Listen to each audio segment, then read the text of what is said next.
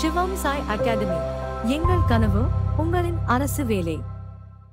TNPSC தேர்வுக்கு தயாராகி கொண்டிருக்கிற அனைத்து மாணவர்களுக்கும் வணக்கம்.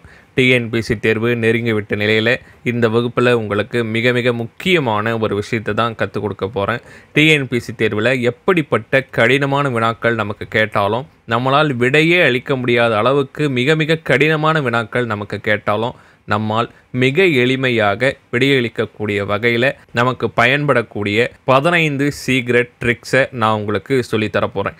விடையே தெரியாத டிஎன்பிஎஸ்சி கேள்விகளுக்கு சரியாக விடையளிக்க நாம் செய்ய வேண்டிய 15 வழிகளை இந்த வகுப்பில் மிக விரிவாக உங்களுக்கு நான் சொல்லிக் கொடுக்க போகிறேன்.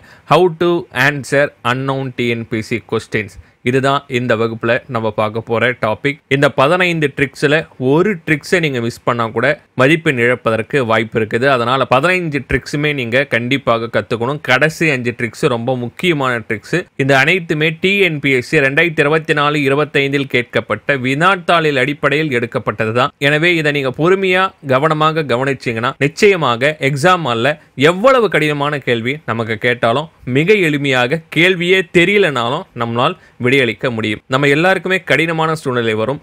அந்த சூழ்நிலை எக்ஸாம் ஹால்லையும் வரும். அது என்ன சூழ்நிலைனா, சில பேருக்கு கேள்விக்கு பதில் தெரியாது, ஆனால் எனக்கு கேள்வியே என்னன்னு தெரியாது, நான் எப்படி பதிலளிக்கிறது என்பது போன்ற ஒரு கடினமான சூழ்நிலை வரும்.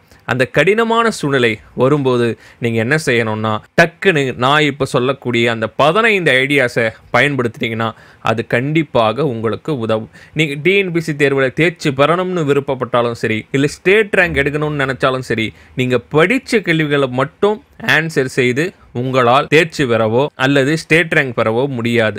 டிஎன்பிஎஸ்சியில் தெரியாத கேள்விகளுக்கு எந்த அளவிற்கு நாம் சரியாக பதிலளிக்கிறோமோ அதன் அடிப்படையில் தான் உங்கள் ரேங்க் பார்த்தீங்கன்னா மேலே வரும். நீங்கள் தேர்ச்சி பெறுவதற்கான சாதகமான நிலையை வரும். எனவே இந்த 15 ஐடியாஸை மிக கவனமாக நீங்கள் கூர்ந்து கவனிக்கணும். எக்ஸாம் ஹாலில் இந்த 15 ட்ரிக்ஸை நீங்கள் ஃபாலோ பண்ணால் நீங்கள் டாப் ரேங்க் எடுக்கிறது கன்ஃபார்ம். முழுக்க 2024 மற்றும் 2025 டிஎன்பிஎஸ்சி வினாத்தாளில் கேட்கப்பட்ட கொஸ்டின்ஸ் அடிப்படையில் தான் இந்த 15 ட்ரிக்ஸும் இருக்குது. வித்து ப்ரூஃபோடு உங்களுக்கு கொடுத்துருக்குறேன். நமக்கு டிஎன்பிஎஸ்சியில் மொத்தம் 200 கேள்விகள் நமக்கு கேட்பாங்க. அந்த 200 கேள்விகளில் 130லேருந்து 140 கேள்வி நேரடியாக நம்மால் 100% விடையளிக்கக்கூடியதாக இருக்கும். அந்த 130லேருந்து 140 கேள்விகளுக்கும் நம்மளால் மிக எளிமையாக விடையளிக்கலாம். அதற்கடுத்தது 20லிருந்து 25 கேள்விகள் எப்படி இருக்கும்னா, நமக்கு 75% தான் தெரியும், 25% தெரியாத மாதிரி இருக்கும். இந்த கேள்விகளுக்கு நீங்கள் என்ன செய்யணும் அப்படின்னா, ஆப்ஷன் நெக்லெக்டிங் மெத்தடை பயன்படுத்தணும். அந்த மெத்தடை நான் உங்களுக்கு சொல்லித்தர போகிறேன். மீதம் இருக்கக்கூடிய 20-25 கேள்விகள் 50% மட்டும்தான் தெரிகிற மாதிரி இருக்கும். இது வருமா அது வருமா என்ற குழப்பத்திலே இருக்கும். மீதம் இருக்கக்கூடிய 10லிருந்து 15 கேள்விகள் சுத்தமாக எதுவுமே தெரியாது. கேள்வியை எந்த பகுதியில் இருந்து வந்திருக்குன்னு தெரியாத அளவிற்கு கடினமாக இருக்கும். எனவே இந்த 3 வகையான கேள்விகளுக்கும் எப்படி எளிமையாக பதிலளித்து அதிகமான மதிப்பெண்களை பெறுவது என்பதை தான் அடுத்து நம்ம பார்க்க போகிறோம். ஸ்டெப் 1, நீங்கள் என்ன செய்யணும்னா, உங்களுடைய கொஸ்டின் பேப்பர் அண்டு ஓஎம்ஆர் ஷீட்டை 3 முறை நீங்கள் ரொட்டேஷனுக்கு கொண்டு வரணும். 3 முறை எப்படி கொண்டு வரதுன்னா, முதல் முறை நீங்கள் வினாத்தாளை படிக்கும்பொழுது முழுமையாக உங்களுக்கு தெரிந்த வினாக்களுக்கு உடனடியாக விடை அளித்தல் வேண்டும். முதல் முறை நீங்கள் வினாத்தாளை படிக்கும்போது 100% தெரிந்த கேள்விகளுக்கு விடையளிக்கணும். 2வது முறை நீங்கள் அந்த வினாத்தாளை படிக்கும்போது 75% மற்றும் 50% தெரிந்த கேள்விகளுக்கு ஆப்ஷன் நெக்லெக்டிங் மெத்தடை பயன்படுத்தி பதிலளிக்க வேண்டும்.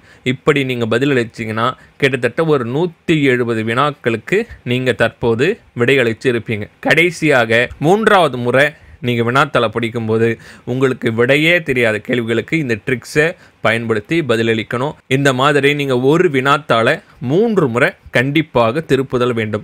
அப்படி நீங்கள் திருப்பும்போது நீங்கள் சரியான விடை அளிப்பதற்கான சாதகமான சூழ்நிலை அதிகமாக இருக்கும். இப்போ நம்ம ஸ்டெப் 1 என்ன செய்யறதுன்னு தெரிஞ்சாச்சு. இப்போ 3 முறை நாம் வினாத்தாள் திருப்பும் பொழுது நமக்கு தெரியாத கேள்விகளை எப்படி பதிலளிப்பது, ஆப்ஷன் நெக்லெக்டிங் மெத்தடை பயன்படுத்தி எப்படி பதிலளிப்பது என்பதை உங்களுக்கு நான் இப்போ சொல்லித்தர போகிறேன். முதல்ல ஆப்ஷன் நெக்லெக்டிங் மெத்தட்னா என்னன்னா, மொத்தம் 4 ஆப்ஷன் இருக்கும். அந்த 4 ஆப்ஷனில் எது சரின்னு கண்டுபிடிப்பதற்கு பதிலாக எது சரி அல்ல என்று கண்டுபிடிக்கணும். அப்படி கண்டுபிடிச்சா அந்த 4 ஆப்ஷனில் ஏதோ ஒரு ஆப்ஷன் சரியானது என்பதை நம்ம கண்டுபிடிச்சிடலாம். இந்த கேள்வியை பாருங்கள், டிஎன்பிஎஸ்சி கேள்வி தான். எந்த சட்டப்பிரிவு ஒரு மனிதனுக்கு சுத்தமான தண்ணீர் கிடைத்திட வழிவகை செய்யும் உரிமையை வழங்குகிறது? கண்டிப்பாக இதை படித்து பார்க்கும்பொழுது நமக்கு குழப்பமாக இருக்கும். இந்த கேள்வி அடிப்படை உரிமையிலிருந்து தான் வந்திருக்குன்னு தெரியுது, ஆனால் எது சரியான விடைன்னு கண்டுபிடிக்க முடியல. அப்போ ஆப்ஷன் நெக்லெக்டிங் மெத்தடில் எப்படி பயன்படுத்தலாம்னா, விதி 45 டிபிஎஸ்பியில் வந்துடும். அப்போ கண்டிப்பாக இது ஆன்சராக வராது. விதி 11 குடியுரிமையில் வந்துடும். இப்போ இதுவும் ஆன்சராக வராது. விதி 51A ஃபண்டமெண்டல் டியூட்டிஸில் வந்துடும். அப்போ இதுவும் ஆன்சராக வராது. இப்போ விதி 21 மட்டும்தான் ஃபண்டமெண்டல் ரைட்ஸில் வரும். இவங்க கேட்டிருக்கிறதும் உரிமை தான். இப்போ இதுதான் சரியாக வருவதற்கான வாய்ப்பு இருக்குது. அப்போ நான் தெரிஞ்ச 75% விஷயத்தை வைத்து கொண்டு நான் என்ன செய்கிறேன்னா, இந்த கேள்விக்கான விடையை கண்டுபிடிக்கிறேன். இதுதான் ஆப்ஷன் நெக்லெக்டிங் மெத்தட். இந்த மெத்தட் உங்களுக்கு பல இடத்துல ரொம்ப யூஸ்ஃபுல்லாக இருக்கும். இப்போ நீங்கள் கேள்வி என்னன்னு நீங்கள் தெரிஞ்சுக்கிட்டு அதில் 75% உங்களுக்கு தெரிந்த விஷயங்களை வைத்து மீதம் இருக்கக்கூடிய 25 விஷயத்தை கண்டுபிடிச்சிங்க. இப்போ உங்களுக்கு கேள்வியே என்னன்னு தெரியலை, கேள்வி சுத்தமாக புரியலை, எப்படி நாம் கண்டுபிடிப்பது என்பதற்கான 15 பெஸ்ட் ட்ரிக்ஸை உங்களுக்கு நான் சொல்லித்தர போகிறேன். கவனமாக பாருங்கள். முதல் ட்ரிக்ஸ், பொறுத்துக. கேள்வியே இல்லைனாலும் நம்மால் பொருத்த முடியும். கேள்வியே நமக்கு தெரியலை, கேள்வியே தரலைன்னு நினச்சிப்போம். ஆனால் வெறும் விடை குறிப்பை மட்டும் வச்சு நம்மளால் ஆன்சர் கண்டுபிடிக்க முடியுமானா நிச்சயமாக முடியும். பாருங்கள், பொறுத்த சொல்லி கேட்குறாங்க. விதி 39B 48A 39D 39A இது எல்லாமே டிபிஎஸ்பியிலிருந்து வந்திருக்குன்னு எனக்கு தெரியுது. ஆனால் எந்தெந்த விதி எதுக்குன்னு எனக்கு தெரியலை. அப்போ இந்த கேள்வி சுத்தமாக எனக்கு ஆன்சர் பண்ண தெரியலை. இப்போ உடனே இந்த பொறுத்துகளில் இருக்கக்கூடிய ஆப்ஷனுக்கு நான் போகணும். ஆப்ஷனில் மொத்தம் 4 இருக்குது. ஏபிசிடின்னு மொத்தம் 4 பிரிவாக இருக்கும். இந்த 4மே தனித்தனியாக நீங்கள் எடுத்துக்கணும். இப்போ ஏல மட்டும் பாருங்கள், எந்த நம்பர் ரிப்பீட்டடாக இருக்குதுன்னு நீங்கள் செக் பண்ணணும். 4 என்ற நம்பர் தான் ரிப்பீட்டடாக இருக்குது. இப்போ ஆப்ஷன் ஏ வருவதற்கு வாய்ப்பு இல்லை. இப்போ அடுத்தது பியில் பார்க்கணும். பியில் எந்த நம்பர் ரிப்பீட்டடாக இருக்குதுன்னு பாருங்கள். 1 தான் ரிப்பீட்டடாக இருக்குது. அப்போ கண்டிப்பாக சி வருவதற்கு வாய்ப்பு இல்லை. அடுத்தது இந்த சி ஆப்ஷனில் என்ன நம்பர் ரிப்பீட்டடாக வந்திருக்குன்னு பாருங்கள். 2 தான் ரிப்பீட்டடாக வந்திருக்கு. அப்போ பி டியில் நமக்கு எது தான் வர வாய்ப்பு இருக்குது? ஆப்ஷன் பாம்பே எனப்படுகின்ற பி தான் சரியான விடையாக வருவதற்கு வாய்ப்பு இருக்குது. இப்போ நான் இந்த விடை குறிப்பை மட்டும் வச்சு தான் ஆன்சர் கண்டுபிடிச்சேன். இந்த வினாவே எனக்கு தெரியலனாலும் இந்த மெத்தடை, இந்த ட்ரிக்கை பயன்படுத்தி நம்மால் எளிமையாக விடையளிக்க முடியும். அப்போ பொறுத்த சொல்லி கேட்கக்கூடிய கேள்வியில் ஏதாவது ஒரு ஆன்சரை கண்டுபிடிக்க முடிஞ்சு நீங்கள் மீதம் இருக்கக்கூடிய இதை பொருத்த முடிஞ்சால் பொறுத்திருங்க. இல்லை எனக்கு சுத்தமாகவே தெரியல, எந்த ஆப்ஷனுக்கு எதை பொருத்தணும்னே தெரியல அப்படின்னா உடனே நான் இப்போ சொல்லி கொடுத்த இந்த மெத்தடுக்கு வந்துடுங்க. கண்டிப்பாக 100க்கு 100% நமக்கு சரியாக வாய்ப்பு இருக்கிறது என்பது குறிப்பிடத்தக்கது. இது ஒரு 2024 கேட்கப்பட்ட டிஎன்பிஎஸ்சி கேள்வி. அடுத்து நான் உங்களுக்கு காமிக்க போகிறது 2025 குரூப் 1 கேட்கப்பட்ட டிஎன்பிஎஸ்சி கேள்வி. எப்படி கேட்டிருக்காங்க பாருங்கள். இன்சுலின் அதற்குரிய நோய், தைராக்சின் அதற்குரிய நோய், குளூகோகார்டிகாய்டு அதற்குரிய நோய், ஹார்மோன் அதற்குரிய நோய் கொடுத்துருக்குறாங்க. ஆனால் எனக்கு இந்த கேள்விக்கான விடையே தெரியலன்னு வச்சுங்க. எப்படி இதற்கான விடையை என்னால் கண்டுபிடிக்க முடியும்னா, சேம் மெத்தட். ஏவை மட்டும் பாருங்கள், எந்த நம்பர் ரிப்பீட்டடாக இருக்குது? 5 ரிப்பீட்டடாக 2 முறை இருக்குது, பியோ ரிப்பீட்டடாக 2 முறை இருக்குது. இப்போ இதை வச்சு நம்மளால் என்ன செய்ய முடியாதுன்னா சரியான விடையை கண்டுபிடிக்க முடியாது. 3 முறை வந்தால் தான் நம்மளால் ஈஸியாக ஒரு ஆப்ஷனை நெக்லெக்ட் பண்ண முடியும். உடனே பிக்கு போகிறேன். பியில் பார்த்தீங்கன்னா 4 3 இடத்துல வருது. அப்போ இந்த ஆப்ஷன் வருவதற்கான வாய்ப்பே கிடையாது. இப்போ இந்த 3 ஆப்ஷன்லேருந்து தான் நமக்கு விடை வரணும். அதற்கடுத்து சியில் பாருங்கள். சியில் 1 2 இடத்துல வருது. அப்போ இதுவும் வருவதற்கான வாய்ப்பு இல்லை. அப்போ கண்டிப்பாக நமக்கு ஆப்ஷன் சி அல்லது ஆப்ஷன் டி, இந்த 2ல் ஏதாவது ஒன்று தான் நமக்கு விடையாக வரும். இந்த பி அல்லது சி என்று வரும்போது நாம் சியை தேர்ந்தெடுத்தல் சிறந்தது. சி அல்லது டியா என்று வரும்போதும் சியை தேர்ந்தெடுத்தல் சிறந்தது. இப்போ சரியான விடை சி தான். இப்போ சி தான் இந்த கொஸ்டினுக்கான சரியான விடை. இப்போ நமக்கு கேள்வியே இதற்கு டிஸ்பிளே பண்ண தேவையில்லை. வெறும் பொறுத்துகளை இருக்கக்கூடிய வெறும் ஆப்ஷனை பயன்படுத்தி மட்டுமே நம்மால் விடைகளிக்க முடியும். இப்போ ஒரு சில சிச்சுவேஷன் வரும். என்ன சிச்சுவேஷன்னா, ரிப்பீட்டடாக எந்த இடத்துலையுமே நம்பர்ஸ் இல்லைன்னா நீங்கள் 3 ஆப்ஷனை சூஸ் பண்ணலாம். 1 4 3 1 2ன்னு இருக்கான்னு பாருங்கள், அது இருந்தால் அதை சூஸ் பண்ணுறேங்க. இல்லை 4 3 2 1ன்னு இருந்தால் அதை சூஸ் பண்ணுங்கள். இல்லை 2 1 4 3 இருந்தால் இதை சூஸ் பண்ணுங்கள். இதுதான் டிஎன்பிஎஸ்சியில் அதிகபட்சமாக செட் செய்யக்கூடிய பொறுத்துக. நான் இப்போ உங்களுக்கு சொல்லித்தந்த பொறுத்துக ட்ரிக்ஸில் பிடிபடாமல் இருந்து ஆனால் அந்த பொறுத்துக கொஸ்டினுக்கு ஆன்சர் செஞ்சே ஆகணும்னு இருந்தால் இந்த 3 ஆப்ஷன் இருக்கான்னு பாருங்கள். இருந்தால் இந்த 3 ஆப்ஷனில் ப்ரியாரிட்டி வைஸ் நீங்கள் இதை பயன்படுத்தி கொள்ளுங்கள். கண்டிப்பாக சரியாவதற்கான வாய்ப்பு அதிகம். அடுத்தது இரண்டாவது ட்ரிக். எத்தனை கூற்றுகள் சரி எத்தனை கூற்றுகள் தவறுன்னு கேட்பாங்க. கொடுக்கப்பட்ட கேள்வியில் இருக்கக்கூடிய கூற்று சரி தவறுன்னு கண்டுபிடிக்க நம்மளால் முடிஞ்சால் கண்டுபிடிச்சிருங்க. அப்படி கண்டுபிடிக்கல முடியலைன்னா ஆப்ஷனை நீங்கள் கண்டிப்பாக பார்க்கணும். ஆப்ஷனில் அனைத்தும் சரி என்ற ஒரு ஆப்ஷன் இருந்ததுன்னா கண்ணை மூடிக்கிட்டு விடையே தெரியாத இந்த கேள்விக்கு அனைத்தும் சரி என்ற விடையை நீங்கள் தேர்ந்தெடுத்துடணும். எடுத்துக்காட்டுக்கு 2024 கேட்ட கொஸ்டினை பாருங்கள். பின்வரும் அறிக்கைகளில் எது உண்மையானது? 1976 தேசிய மக்கள் தொகை கொள்கை பிரகடனப்படுத்தப்பட்டது. சரியா தவறான்னு எனக்கு தெரியல. இது சுகாதாரம், ஊட்டச்சத்து மற்றும் பெண் குழந்தைகளின் கல்விக்கு அதிக முக்கியத்துவம் அளிக்கிறது. இது சரியான்னு எனக்கு தெரியல. இதன் இலக்கு இறுதியில் 2 குழந்தைகளை கொண்ட சராசரி குடும்ப அளவாக இருந்தது. இதுவும் சரியானு தெரியல. படித்து மட்டும் பார்க்குறேன், குழப்பமாக இருக்குது. அப்போ இந்த 4 ஆப்ஷனை நான் கோத்ரூ பண்ணுறேன். அப்போ 4 ஆப்ஷனை கோத்ரூ பண்ணும்போது எனக்கு எது போடுறதுன்னே தெரியலன்ற ஒரு சூழ்நிலை உருவாகுது. அப்போ நான் என்ன பண்ணுறேன்னா, அனைத்தும் சரின்ற ஆப்ஷன் இருக்கான்னு பார்ப்பேன். இருந்ததுன்னா கண்ணை மூடிக்கிட்டு அதை அடிச்சிடணும். 90% சரியாவதற்கு வாய்ப்பு இருக்கிறது. அனைத்தும் சரி என்ற ஒரு ஆப்ஷன் இருந்ததுன்னா விடை தெரியாத கேள்விக்கு நீங்கள் அந்த அனைத்தும் சரி என்ற ஆப்ஷனை பயன்படுத்தி கொண்டால் சரியாவதற்கான வாய்ப்பு அதிகம். இரண்டாவது கொஸ்டினை பாருங்கள். எடுத்துக்காட்டு, இது 2025 கேட்ட டிஎன்பிஎஸ்சி கொஸ்டின். சம்பந்தர் தனது அனைத்து பதிகங்களும் ராவணன் பற்றி பாடினார். சரியான்னு தெரியல.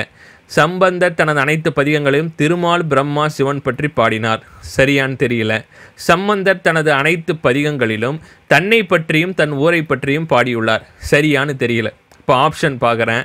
ஆப்ஷனில் 1 2 3 சரி, அதாவது அனைத்தும் சரி என்ற ஒரு ஆப்ஷன் இருக்குது. இப்போ உடனே இதை சூஸ் பண்ணால் இதுதான் ஆன்சராக இருக்க வாய்ப்பு இருக்கிறது. இவ்வளோதான் விஷயம். பொருத்தக்கூடிய கேள்வியில் விடையே தெரியலனா எப்படி செய்யணும்னு சொல்லிட்டேன். சரியா தவறா என்ற கேள்வியில் அனைத்தும் சரின்னு இருந்ததுன்னா அந்த ஆப்ஷனை பிக் பண்ணணுன்றதை சொல்லிட்டேன். மூணாவது, பெரும்பாலும் கூற்று காரணம் தொடர்பான கேள்வியில் கூற்று மற்றும் காரணம் சரி, காரணம் கூற்றிற்கான சரியான விளக்கம் என்ற ஆப்ஷனை நீங்கள் தேர்ந்தெடுத்தா 10 கேள்வியில் 7 கேள்வி டிஎன்பிஎஸ்சியில் அப்படி தான் செட் பண்ணுவாங்க. அந்த ஆப்ஷனை நீங்கள் செலக்ட் பண்ணிங்கன்னா சரியாவதற்கான வாய்ப்புகள் மிக மிக மிக அதிகம். 2024 கேட்ட கேள்வி 2025 கேட்ட கேள்விகளை எடுத்து பார்த்தா கிட்டத்தட்ட ஒவ்வொரு 10 கேள்விக்கும் 7லேருந்து 8 கேள்வி என்ன பண்ணுறாங்கன்னா இந்த ஆப்ஷனை தான் செட் பண்ணுறாங்க. அதற்குரிய ப்ரூஃபை தான் இப்போ உங்களுக்கு அடுத்து நான் காமிக்க போகிறேன். பாருங்கள், கூற்று பாருங்கள். மார்ச் 1931 நடந்த கராச்சி அமர்வு சர்தார் வல்லபாய் பட்டேல் தலைமையில் அடிப்படை உரிமைகள் மற்றும் கடமைகளில் ஒரு தீர்மானத்தை நிறைவேற்றியதோடு அல்லாமல் சுதந்திர இந்தியாவின் பொருளாதார கொள்கை பற்றி ஒரு பார்வையை வழங்கியது என்பது கூற்று. இது சரியா தவறா எதுவுமே எனக்கு தெரியல. காரணம் பாருங்கள். இந்த உரிமைகளும் சமூக மற்றும் பொருளாதார திட்டங்களும் உறுதி செய்வது யாதெனில் அரசியல் சுதந்திரம் மற்றும் பொருளாதார சுதந்திரம் என்பது பிரித்து பார்க்க முடியாத ஒன்றாகும்னு கொடுத்துருக்குறாங்க. நான் யோசித்து பார்க்குறேன், இந்த 4 ஆப்ஷனில் எது போட்டால் நமக்கு கரெக்டாக இருக்கும்னு பார்க்குறேன். ஏன்னா என்னால் சரியாக கண்டுபிடிக்க முடியல. அப்போ உடனே நான் என்ன பண்ணணுன்னா 4 ஆப்ஷனில் கூற்று மற்றும் காரணம் சரி, காரணம் கூற்றிற்கான சரியான விளக்கமாகும் என்ற ஆப்ஷனை சூஸ் பண்ணிங்கன்னா 100% சரியாவதற்கான வாய்ப்பு அதிகம் அதிகம் அதிகம். குரூப் 1 கேட்ட கேள்வி பாருங்கள். நாட்டின் வளர்ச்சி உள்கட்டமைப்பு வசதியை சார்ந்தது. போக்குவரத்து மற்றும் தொலைத்தொடர்பு பொருளாதார வளர்ச்சியின் முதுகெலும்பாகும். இதில் கூற்று காரணம் ரெண்டுமே சரியாக தான் இருக்குது. ஆனால் தொடர்பு இருக்கா என்பதை என்னால் சரியாக கண்டுபிடிக்க முடியலன்னா தொடர்பு இருப்பதை போல இருக்கக்கூடிய ஆப்ஷனை நீங்கள் தேர்ந்தெடுத்துங்க. தேர்ந்தெடுத்தா 100க்கு 80% சரியாவதற்கான வாய்ப்பு அதிகம். ஃபஸ்ட்டு பொறுத்து சொல்கிறதுக்கு சொல்லிட்டேன். இரண்டாவது அனைத்தும் சரி. மூன்றாவது கூற்று மற்றும் காரணம் சரி. காரணம் கூற்றிற்கான சரியான விளக்கமாகும் என்பதை தேர்ந்தெடுத்தால் சரியாவதற்கான வாய்ப்பு பிரகாசமாக இருக்கும். இதுக்கப்புறம் தான் ரொம்ப ரொம்ப முக்கியமான ட்ரிக்ஸுகளை பார்க்க போகிறோம். எண்கள் தொடர்பான கேள்விகளில் அருகருகே உள்ள தொடர்புடைய எண்களை மற்றும் மீண்டும் மீண்டும் வரும் எண்களை தேர்ந்தெடுக்க வேண்டும். எடுத்துக்காட்டுக்கு பாருங்கள், டிஎன்பிஎஸ்சி கொஸ்டின். அமிர்த பஜார் பத்திரிகை எந்த ஆண்டு பத்திரிகை ஆனதுன்னு கேட்டிருக்கிறாங்க. 4 ஆப்ஷன் இருக்குது. 1868, 1872, 1878, 1881. இதில் பார்த்தா இது 68 இருக்குது, இது 51 இருக்குது. ஆனால் இந்த 2 மட்டும்தான் பக்கத்தில் இருக்குது. அதாவது 70 இருக்குது. இப்போ கண்டிப்பாக இது 2மே வருவதற்கு வாய்ப்பு இல்லை. ஒன்று பி வரும், இல்லை சி வரும். அப்படி பார்க்கும்போது முதல் 3 எழுத்துமே ஒன்றா இருக்குது. கடைசி ஒரு எண்ணு மட்டும் மாறி இருக்குது. அந்த கடைசி ஒரு எண்ணு மட்டும் எந்த ஆப்ஷன்லேயும் ரிப்பீட்டடாக இருக்குன்னு பார்க்குறேன். இப்போ 8 மட்டும் 2 இடத்துல ரிப்பீட்டடாக இருக்குது. அப்போ பி அல்லது சியில் சி வருவதற்கான வாய்ப்பு தான் அதிகம். இப்போ சி 100% சரியான விடை வருவதற்கான வாய்ப்பு பிரகாசமாக இருக்கும். இப்போ 4 ஆப்ஷன் பார்க்குறேன். எது ஒரே மாதிரியான 10 ஆண்டுகள் இருக்குதுன்னு பார்க்குறேன். அதில் எந்த டிஜிட் ரிப்பீட்டடாக இருக்குதுன்னு பார்க்குறேன். அதை பார்த்து நான் ஆன்சரை பிக் பண்ணுறேன். 100க்கு 100% சரியாவதற்கான வாய்ப்பு இதற்கு இருக்கும். அடுத்த ஒரு டிஎன்பிஎஸ்சி ப்ரூஃப் கொஸ்டினை பாருங்கள். மொழி அடிப்படையில் இந்தியா எப்பொழுது பல மாநிலங்களாக பிரிக்கப்பட்டது? 1949, 1950, 1956, 1996. இது 49 இருக்குது, இது 96 இருக்குது. இது மட்டும்தான் 50 என்ற அடிப்படையில் பக்கத்தில் அமைந்திருக்கு. அப்போ இந்த ரெண்டுத்தில் ஏதாவது ஒன்றை சூஸ் பண்ணணும். இப்போ 3 நம்பருமே ஒன்றா இருக்குது. அப்போ 0 ரிப்பீட்டடாக இருக்கா, 6 ரிப்பீட்டடாக இருக்கான்னு பார்க்குறேன். 6 தான் 2 இடத்துல வருது. இப்போ 1956 சூஸ் பண்ணால் 100க்கு 100% சரியாவதற்கான வாய்ப்பு அதிகம். இது ஒரு ட்ரிக். அடுத்தது 5வது ட்ரிக் பாருங்கள். எண் தொடரில் எண் தொடர்ச்சியாக இடைவெளி இல்லாமல் இருந்தால், எண் தொடர் கொடுத்துருப்பாங்க, அதில் எண் தொடர்ச்சியாக இடைவெளி இல்லாமல் இருந்தால் ஏறு வரிசையில் 3ஆவதாக இருக்கக்கூடிய விடையை தேர்ந்தெடு. நல்லா பாருங்கள், ஏறு வரிசையில் சமீபத்தில் ஒரு 20 கொஸ்டின் கிட்ட அனலைஸ் பண்ணியிருக்கோம். இந்த ட்ரிக்கு சூப்பராக ஒர்க் அவுட் ஆகுது. அதற்கான ஒரு ப்ரூஃப் கொஸ்டின் தான் பார்க்க போகிறோம். இந்திய அரசியலமைப்பின் எந்த உறுப்பு மனித கடத்தல் மற்றும் கட்டாய உழைப்பை தடை செய்கிறது? அப்போ 4 ஆப்ஷன் கொடுத்துருக்குறாங்க. அந்த 4 ஆப்ஷனும் ஏறு வரிசையில் இருக்கான்னு பார்த்துக்கணும். 21, 22, 23, 24. நல்லா பாருங்கள், தொடர்ச்சியாக இருக்குது, இடைவெளி இல்லை. 21, 22, 23, 24. இதில் ஏறு வரிசையில் 3ஆவதாக என்ன இருக்குது அப்படின்னு பார்த்தீங்கன்னா 23 தான் இருக்குது. அப்போ அந்த 3ஆவதை நீங்கள் சூஸ் பண்ணிவிட்டு போயிடணும். இதே ட்ரிக்குக்கு அடுத்த டிஎன்பிஎஸ்சி ப்ரூஃப் கொஸ்டினை பாருங்கள். கம்பராமாயணம் கிஷ்கிந்தா காண்டத்தில் எத்தனை படலங்கள் உள்ளன? கம்பராமாயணம் கிஷ்கிந்தா காண்டத்தில் எத்தனை படலங்கள் உள்ளன? இந்த 4 ஆப்ஷன் இருக்குது. இந்த 4 ஆப்ஷனை முதல்ல நீங்கள் என்ன செய்யணும்னா ஏறு வரிசையில் எழுதணும். 12, 14, 16, 22. இப்படி ஏறு வரிசையில் எழுதிட்டு தொடர்ச்சியாக தான் இருக்குது. இது 2 இருக்குது, இது 2 இருக்குது, இங்கே மட்டும்தான் 6 இருக்குது.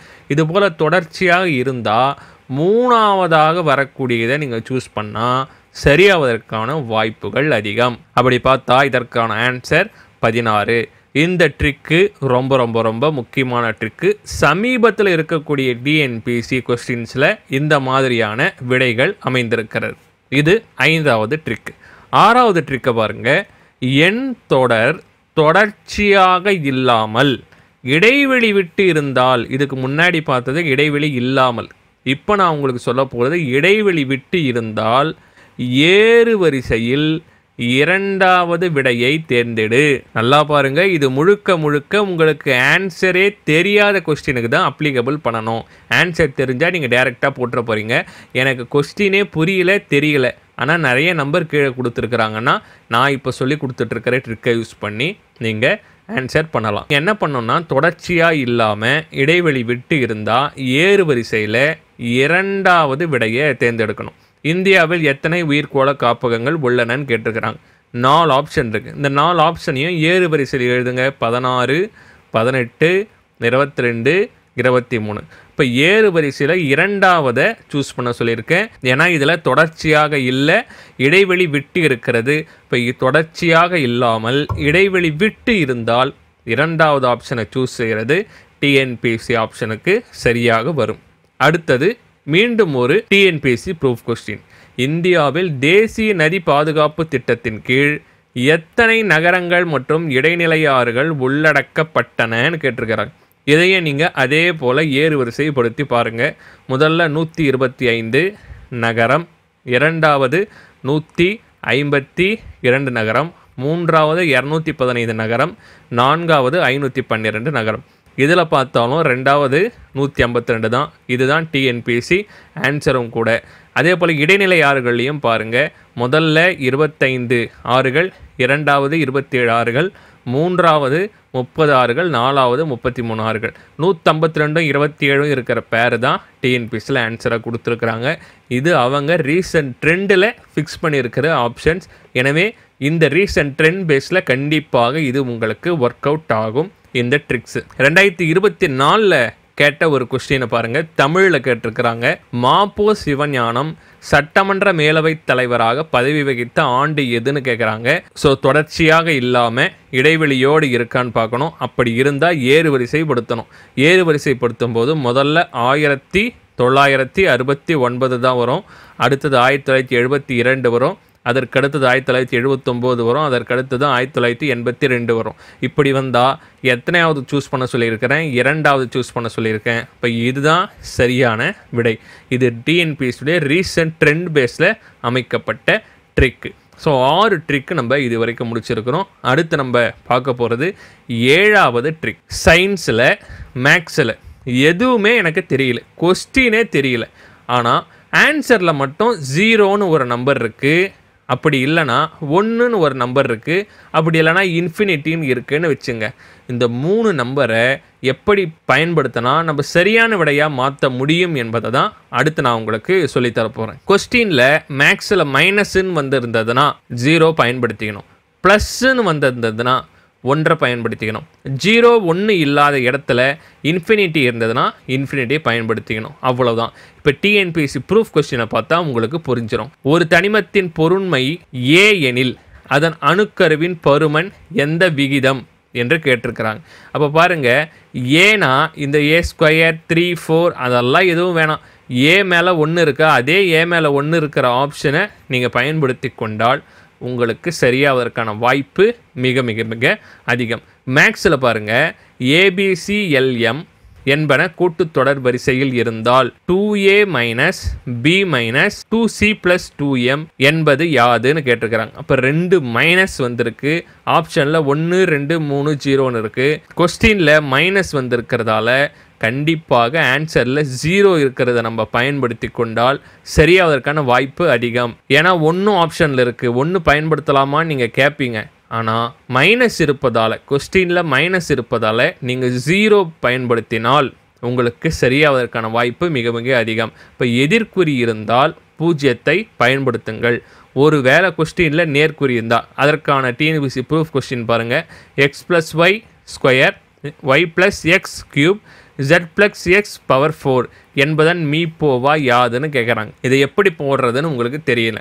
ஆனால் ஆப்ஷனில் 1ன்னு இருக்குது, ஆப்ஷனில் 0ன்னு இருக்குதுன்னு வச்சுங்களேன். நீங்கள் எதை சூஸ் பண்ணணும்? இங்கே எல்லாமே ப்ளஸ்ஸாக இருக்குது. ப்ளஸ்ஸாக இருந்ததுன்னா 1 சூஸ் பண்ணிங்கன்னா சரியாவதற்கான வாய்ப்பு மிக மிக அதிகம்.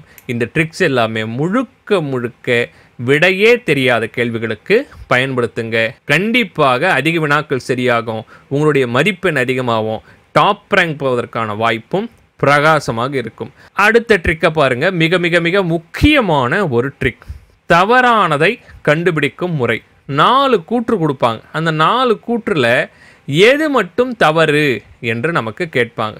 அப்படி கேட்டால் எந்தெந்த ஆப்ஷன் தவறாக வருவதற்கு வாய்ப்பு இருக்குது, எந்தெந்த ஆப்ஷனை எதன் அடிப்படையில் டிஎன்பிஎஸ்சியில் கொஸ்டின் கேட்குறவங்க தவறாக வைப்பாங்க என்பது தான் இந்த ட்ரிக். இப்போ தவறானதை கண்டுபிடிக்கும் முறை எப்படி இருக்கும்னா, அதிகபட்சமாக டிஎன்பிஎஸ்சியில் கேள்வி கேட்குறவங்க எண்களில் தவறு செய்து உங்களுக்கு தவறானதான்னு கண்டுபிடிக்க சொல்லுவாங்க.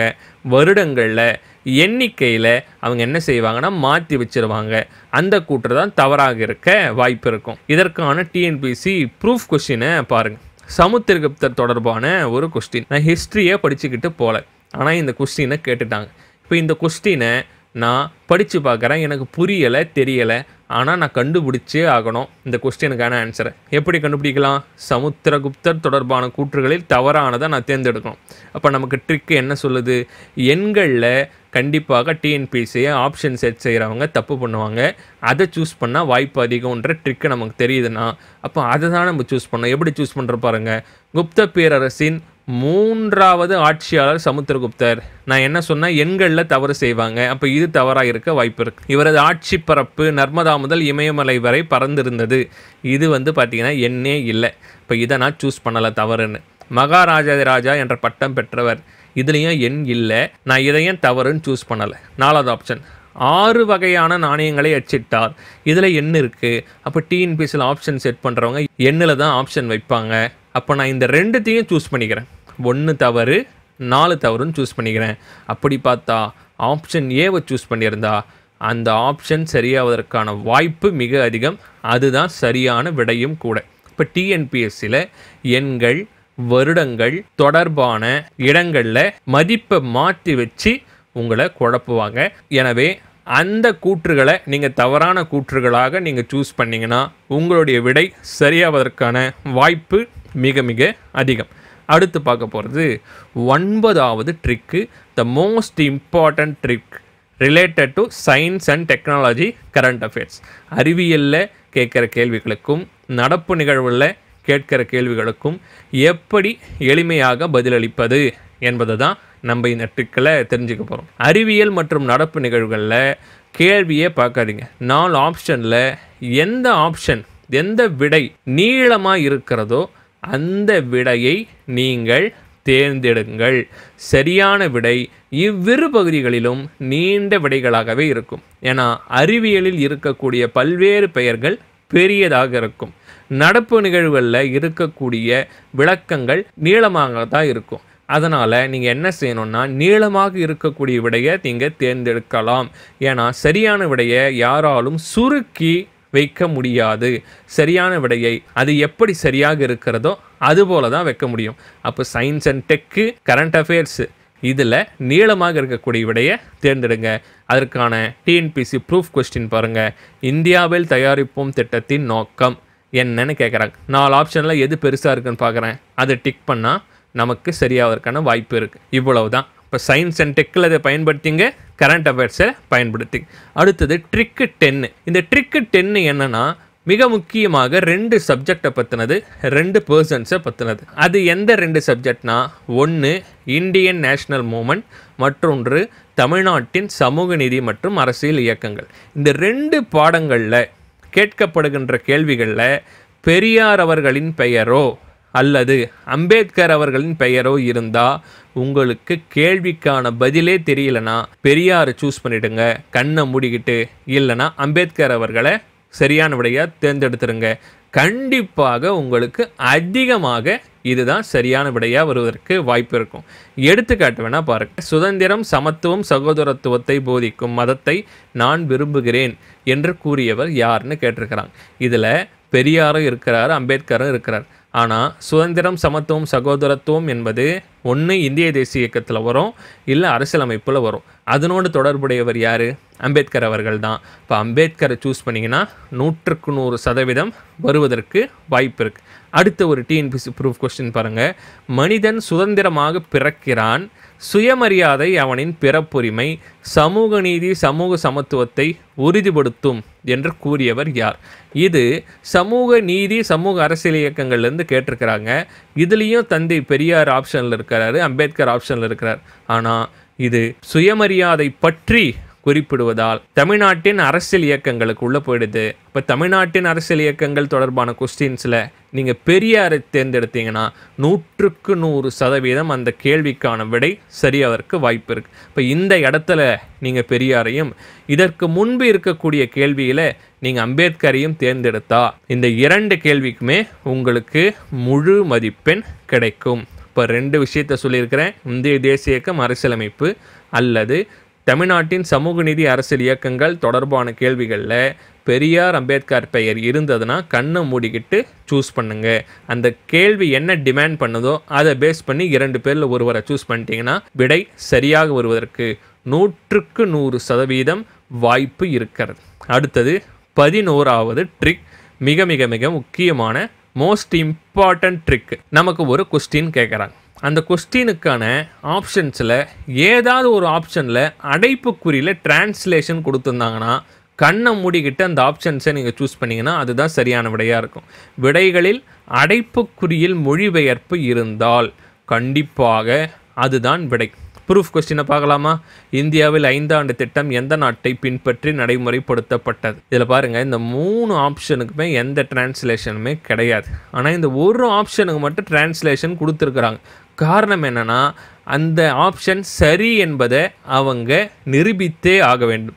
ரஷ்யா என்று கொடுத்தால் தற்போதைய ரஷ்யா ஆகிடும். அப்போ அதற்கான விளக்கத்தை டிரான்ஸ்லேஷனை அவங்க அடைப்புக்குறியில் கொடுக்க வேண்டிய தேவை ஏற்படுகிறது.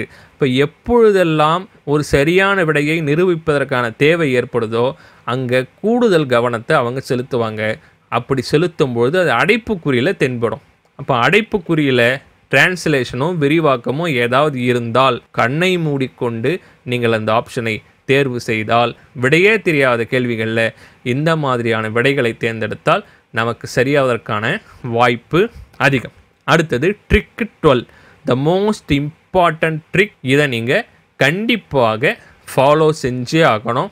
எல்லா கொஸ்டினுக்கும், தெரிஞ்ச கொஸ்டின் தெரியாத கொஸ்டின் எதுவாக இருந்தாலும் இந்த ட்ரிக்கை நீங்கள் மஸ்ட்டு ஃபாலோ செஞ்சே ஆகணும். ஆங்கில கேள்விகள் இருந்து விடையை தேர்ந்தெடுத்தல். மேக்ஸிமம் நம்பர் ஆஃப் கொஸ்டின்ஸை நீங்கள் ஆங்கில கேள்விகளில் இருந்து எளிமையாக எடுக்கலாம். இப்போ எனக்கு ஒரு கொஸ்டினுக்கான ஆன்சரே தெரியலைன்னா தமிழில் மட்டும் நீங்கள் பார்க்காதீங்க, இங்கிலீஷில் பாருங்கள். கண்டிப்பாக ஏதாவது ஒரு க்ளூ இருக்கும்.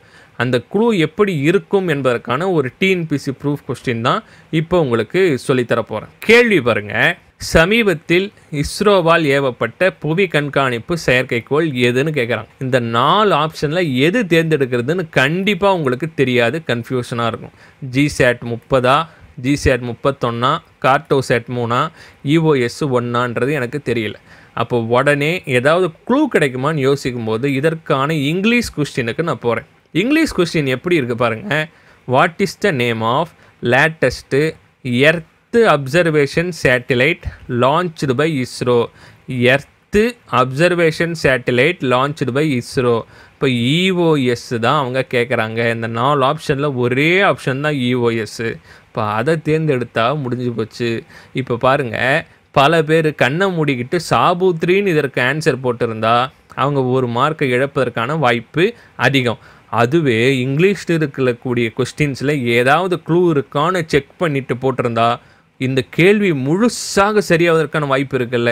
ஒரு கொஸ்டினில் வாய்ப்பை இழந்தவர்களுக்கு இந்த ஒரு கொஸ்டினோட மதிப்பு தெரியும். எவ்வளவோ மாணவர்கள் ஒரு கேள்வி 2 கேள்வியில் தங்களுடைய வாழ்க்கையை தொலைச்சிட்டு டிஎன்பிசி ஃபீல்டை விட்டே போயிடுறாங்க. இப்போ இந்த 15 ட்ரிக்குமே ஏன் உங்களுக்கு நான் சொல்லி கொடுத்துட்ருக்கிறேன்னா உங்களை கண்டிப்பாக வெற்றி பாதைக்கு இது கொண்டு செல்லும். ஏன்னா தெரிஞ்ச கொஸ்டினுக்கு நீங்கள் எவ்வளவு சரியாக பதிலளிக்கிறீர்கள் என்பது எவ்வளவு முக்கியமோ அதுபோல் தெரியாத கேள்விகளில் எத்தனை கேள்விகளுக்கு நீங்கள் சரியாக விடையளிக்கிறீர்கள் என்பதும் ரொம்ப ரொம்ப ரொம்ப முக்கியம். தெரியாத கேள்விகளுக்கு நீங்கள் நிறைய கொஸ்டினுக்கு சரியாக விடையளிச்சிங்கன்னா உங்களுடைய ரேங்க் ரொம்ப ஃபாஸ்ட்டாக முன்னாடி போயிட்டே இருக்கும். மற்றவங்களை விட நீங்கள் முன்னாடி போயிட்டே இருப்பீங்க. அதற்காக தான் இவ்வளோ முயற்சி எடுத்து உங்களுக்கு சொல்லிக்கிட்டு இருக்கிறேன். அடுத்த ட்ரிக்கை பாருங்கள். கேள்வியை முழுமையாக படிக்கவும். விடையிலேயே எதிரும் புதிருமாக இருப்பதை வைத்து எளிமையாக விடை கண்டுபிடிக்கலாம். இதற்கான ப்ரூஃப் கொஸ்டினை பார்த்தா உங்களுக்கு இந்த ட்ரிக்கு புரிஞ்சிடும். எப்பொழுதுமே கேள்வியை முழுசாக படித்தாலே பாதி விடையை நம்மளால் கண்டுபிடிக்க முடியும். அதற்கு உதாரணம் தான் இந்த ட்ரிக்கு. கீழ்கண்டவற்றுள் எது உண்மையான கூற்று அல்லன்னு கேட்குறாங்க. இப்போ 4 ஆப்ஷனை முதல்ல படிக்கிறேன். சட்டமேலவையில் நீதி கட்சி 98க்கு 63 இடங்களை வென்றது. சரி, எனக்கு எது உண்மையான்னு எனக்கு தெரியல. சென்னை மாகாணத்தில் சுப்பராயன் முதலமைச்சராக பதவியேற்றார். உண்மையான்னு தெரியல. 1919ஆம் ஆண்டு சட்டத்தின் அடிப்படையில் தேர்தல் நடைபெற்றது. உண்மையான்னு தெரியல. 1920ஆம் ஆண்டு தேர்தலில் நீதி கட்சி காங்கிரஸ் கட்சியை முழுமையாக தோற்கடித்தது. இதை பார்த்தா எனக்கு ஏ ஆப்ஷனுக்கு முற்றிலுமாக முரணாக இருப்பது போல தோணுது. காரணம் என்ன பாருங்க, சட்டமேலவையில் நீதி கட்சி 98க்கு 63 இடங்களைத்தான் பெற்று வெற்றி பெற்றது, முழுமையாக பெற்று வெற்றி பெறவில்லை.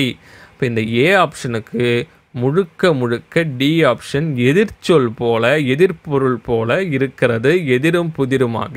ஆப்ஷன் ஏ படி பார்த்தா முழுமையாக தோற்கடிக்கல. அப்போ ஆப்ஷன் ஏக்கு எதிரும் புதிருமாக டி இருப்பதால் டி உண்மையானவை அல்ல என்று நாம் மீதம் இருக்கக்கூடிய ஆப்ஷனை பயன்படுத்தியே நாம் சூஸ் செய்து விடலாம். இவ்வளவுதான் விஷயம். இப்போ 4 ஆப்ஷனுமே பார்க்கணும். இந்த 4 ஆப்ஷன்லுமே நமக்கு க்ளூ இருக்கான்னு செக் பண்ணணும். க்ளூ இருந்தால் அதை பேஸ் பண்ணி சரியான விடையை நாம் கண்டுபிடிக்கலாம். இது மிக மிக முக்கியமான ஒரு ட்ரிக். கொடுக்கப்பட்ட கேள்வியில் இருந்தே, கொடுக்கப்பட்ட கேள்வியின் ஆப்ஷனில் இருந்தே சரியான விடையை கண்டுபிடிப்பது இந்த ட்ரிக்கினுடைய சிறப்பு. அடுத்தது 14வது ட்ரிக்.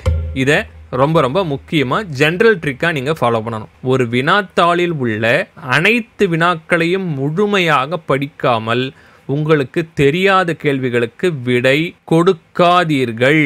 காரணம் என்னென்னா, 1லிருந்து 200 வரைக்கும் கம்பல்சரி நீங்கள் ஒரு ரீடு கொடுக்கணும். அதில் பல கேள்விகளுக்கு உங்களுக்கு விடை தெரியாமல் இருக்கலாம். அந்த விடை தெரியாத கேள்விகளுக்கான ஆன்சர் வேற ஏதோ ஒரு கேள்வியில் இருக்கக்கூடிய கூற்றுல இருக்கலாம். அப்படி இல்லைன்னா பொருத்துகளை இருக்கலாம். அப்படி இல்லைன்னா கூற்று காரணத்தில் இருக்கலாம். வேறு ஒரு கேள்வியிலே கூட இருக்கலாம். அப்போ நீங்கள் ஒரு கேள்விக்கு பதில் தெரியலனா உடனே அதை நீங்கள் ஏதோ ஒரு ஆப்ஷனை ஷேட் பண்ணக்கூடாது. 200 கொஸ்டினும் படிக்கணும். கண்டிப்பாக விடை தெரியாத கேள்விகளில் ஏதோ ஒரு கேள்விக்கான விடை மற்றொரு கேள்வியில் இருக்கக்கூடிய ஆப்ஷனில் இருக்கலாம். அதனால் முழுமையாக நீங்கள் வினாத்தாளை படித்தால் அதிலிருந்தே நமக்கு ஏதாவது ஒரு வினாவிற்கு விடை கிடைக்க வாய்ப்பு இருக்கிறது. இப்போ அடுத்து பார்க்க போகிறது தான் கடைசி ட்ரிக், 15வது ட்ரிக். எப்போதும் தெரியாத கேள்விகளை தமிழில் மட்டும் பார்க்காதீர்கள். தமிழில் மட்டும் பார்த்து பயப்படாதீர்கள். ஆங்கில கேள்விகளை பாருங்கள். கண்டிப்பாக அதில் சில மறை குறிப்புகளும் தெளிவான குறிப்புகளும் இருக்கும். டிஎன்பிஎஸ்சி வினாத்தாளில் ஆங்கில வடிவில் கேட்கப்பட்ட வினாவும் அதற்குரிய ஆப்ஷன்ஸுமே இறுதியானது என்பது குறிப்பிடத்தக்கது. எனவே நீங்கள் என்ன செய்யணும்னா, கேள்விக்கான விடையை ஆங்கில வடிவில் இருக்கக்கூடிய ஆப்ஷனையும் நீங்கள் தேட வேண்டும். இது 15வது ட்ரிக், மிக முக்கியமான ட்ரிக். 100ல் 95% பேர் ஃபாலோவே பண்ணாத ட்ரிக். பல பேருக்கு கண்ணு ஆங்கிலத்தின் மேலே செல்லாது. அது மிக மிக மிக தவறு என்பது குறிப்பிடத்தக்கது. எனவே மாணவர்கள் இந்த 15 ட்ரிக்ஸை யூஸ் பண்ணிங்கன்னா உங்களுடைய மார்க் நீங்கள் போன குரூப் 4ல் 165 எடுத்திருந்தாலும் இந்த குரூப் 4ல் 175 வருவதற்கு வாய்ப்பு அதிகம். காரணம் என்னென்னா, நீங்கள் தெரிஞ்ச கேள்விக்கு எப்பயும் போல் மிக சரியாக தான் பதிலளிக்க போகிறீங்க. ஆனால் தெரியாத கேள்விகளுக்கும் இந்த 15 வழிமுறையை வச்சு பதிலளித்தா அதிகப்படியான கேள்விகள் நீங்கள் தெரியாத கேள்விகளில் சரியாக பதிலளிச்சிருவீங்க. உங்களுடைய மார்க் அதிகமாகிட்டே போகும். உங்களுடைய ரேங்க் முன்னாடி ஏறிட்டே போகும். நீங்கள் நினைக்கிற டிபார்ட்மெண்ட் கண்டிப்பாக உங்களுக்கு கிடைக்கும். எனவே கொஸ்டின்ஸை ஹேண்டில் பண்ண கற்றுங்க. கொஸ்டின்ஸை ஃபேஸ் பண்ண கற்றுங்க. எந்த ஒரு கேள்வியை பார்த்தும் பயப்படாதீங்க, பதட்டமடையாதீங்க. எல்லா கேள்விக்கும் நம்மால் நிச்சயமாக சரியாக பதிலளிக்க முடியும். அதற்கு இதெல்லாம் ஒரு சான்றாக நான் உங்களுக்கு வைத்திருக்கிறேன். இந்த 15 ட்ரிக்ஸுமே உங்களுக்கு ஒரு வழிமுறையாக சொல்லி கொடுத்துருக்கிறேன். இந்த வழிமுறையை ஃபாலோ பண்ணுங்க. கடைசியாக ஒன்று சொல்லிக்க விரும்புகிறேன். கடினமான நிலை உங்களுக்கு எக்ஸாம் ஹாலில் வரும். அப்போ உடனே இந்த 15 ட்ரிக்ஸை நினச்சி பாருங்க. அது கண்டிப்பாக உனக்கு உதவும் அப்பா, அது கண்டிப்பாக உனக்கு உதவும் அப்பா. அடுத்த ஒரு மிக முக்கியமான பதிவில் நான் உங்களை சந்திக்கிறேன். சிவம்ஸ் அகாடமியை தொடர்ச்சியாக ஃபாலோ பண்ணிகிட்டே இருங்க. நன்றி, வணக்கம்.